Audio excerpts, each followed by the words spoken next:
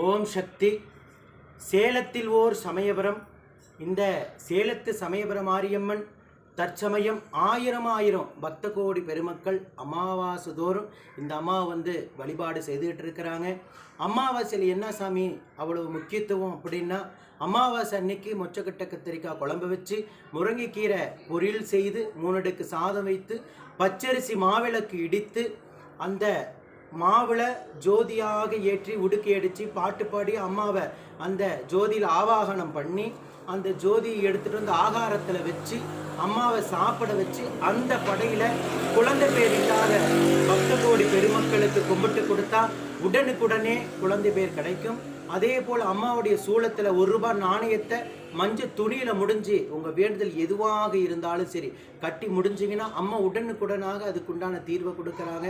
சரி சாமி, இந்த அம்மா எப்படி இங்கே உருவானாங்க, எத்தனை ஆண்டுகளுக்கு முன்னாடி உருவாங்க அப்படின்னா, அம்மா ஆதியில் சுயம்பம்மா, கீழே சுயம்பாக இருந்தாங்க. பூர்வீக இடம் தாத்தா வழிபட்ட அம்மன்.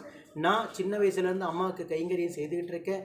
அம்மா எனக்கு உருவம் அமைங்கன்னு சொல்லி 21 இடத்துலேருந்து புற்று மண் எடுத்துகிட்டு வந்து சமயபுரத்துலேருந்து மண் எடுத்துகிட்டு வந்து அம்மா உருவமாக உக்காந்து இப்போ 10 வருஷம் ஆகுது.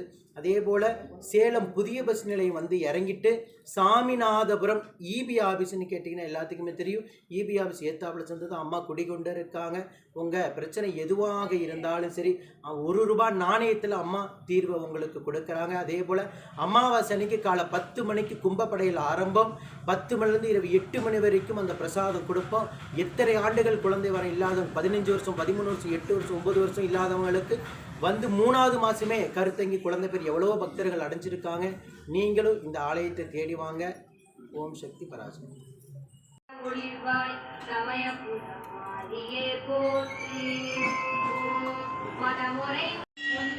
காமதேனுவே ஸ்ரீ சமயபுரமாரியே போற்றி போற்றி.